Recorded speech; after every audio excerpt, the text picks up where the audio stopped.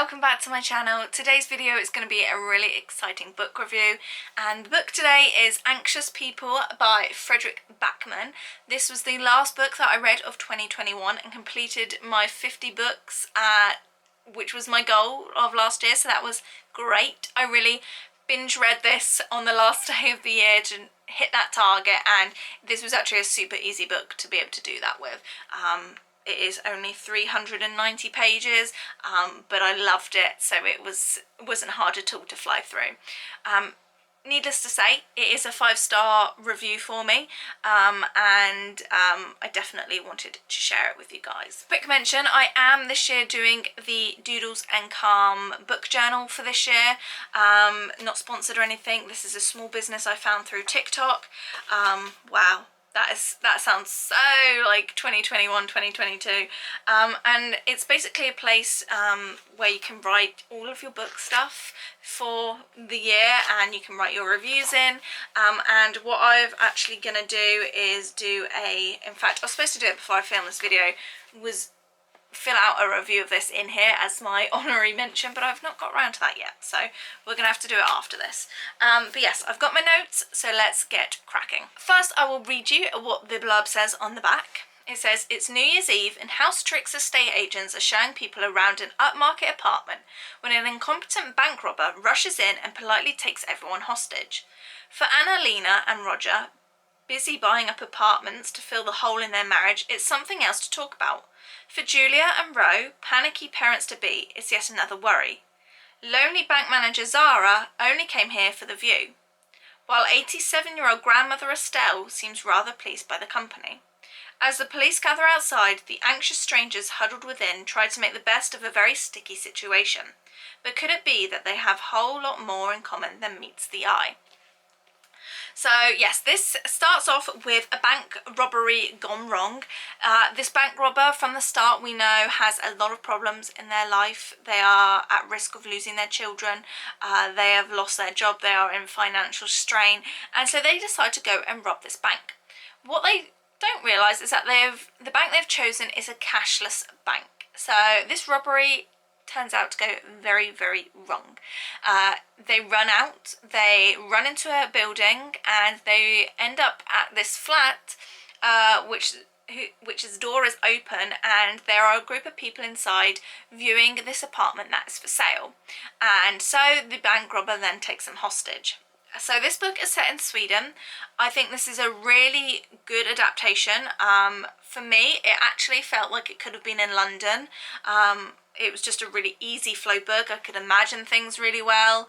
And yeah, so this follows a narrative from the bank robber's perspective of going through the situation and then capturing the hostages, but it also has the perspective of the policemen. So father and son, and they have these dialect bits where they are interviewing the people that were taken hostage that day and trying to figure out who this bank robber come hostage taker is and where are they, because once the hostages have left the apartment, they can't find the bank robber.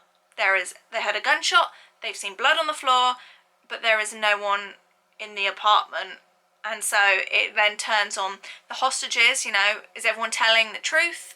And it all sort of unravels from there. This book was really, really lovely and beautifully written, in the sense that it does feature some quite heavy topics. There is a trigger warning for suicide, probably a trigger warning for hostage situation, but that is quite well taken on the back. You sort of know going into that, but yeah, there is a massive trigger warning for suicide in this.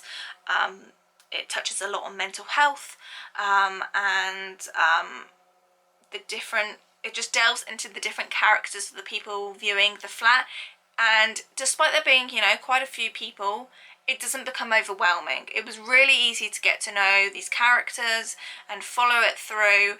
I will say, and it alludes to it on the back, there is a lot of intertwining connections where one person was influenced by someone and they didn't know, but they were influenced by someone else, and all these characters sort of come together at the end. It's really nice. And this has a really nice narration to it, and the fact that it feels like there is someone telling you this hostage situation story. It's like someone retelling the story to you. I really enjoyed that. And then you've obviously got the dialect bits from the policeman, and yeah, I really enjoyed it, getting to know all the different characters.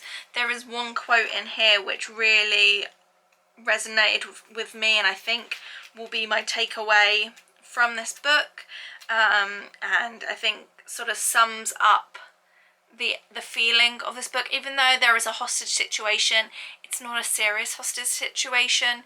You know, everyone sort of is a bit half-hearted. They're like, what is going on here?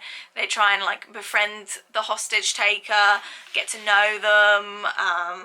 Yeah, so it's a light-hearted hostage situation. So the quote here, it's quite early on in the book. It says, anyone can nurture a myth about their life if they have enough manure. So if the grass looks greener on the other side of the fence, that's probably because it's full of shit. And that, I took that, and it really resonated with me, because you always hear the phrase, you know, the grass always looks greener on the other side, but this sort of, it adds that extra to that quote of like, there's a reason why it's greener on the other side, or why it can appear greener, is because their life is full of shit. So I really enjoyed that. So this book really highlights the way life can just, you know, flip on a coin, how one thing can really send someone spiraling, and this comes up a couple of times, and you know, especially for the bank robber in this, they lose a lot in their life, and you know, it really makes their mental health suffer, and you know, I think that's something, especially someone that's dealt with mental health myself, it is something I know to be very true. You could be literally cursing on that like line, and then one like small seemingly insignificant thing could happen and it can tip you on the edge, and it emphasizes that in this book, and I really appreciate the way the author, you know, incorporates what it's like to be an adult in today's society and how hard it can be, because I don't think we talk about it enough,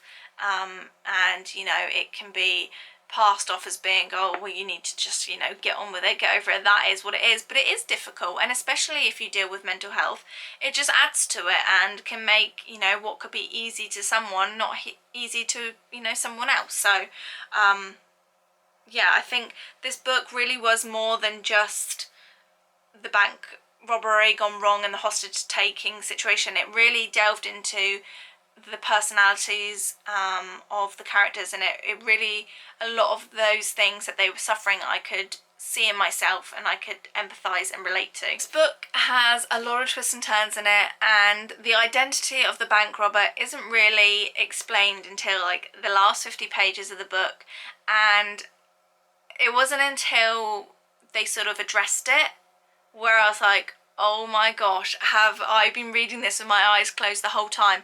The way that it's written really makes you think one way about this bank robber, and that is not the case. And for that, I thought it had an amazing plot twist to it. I really was captivated in this book.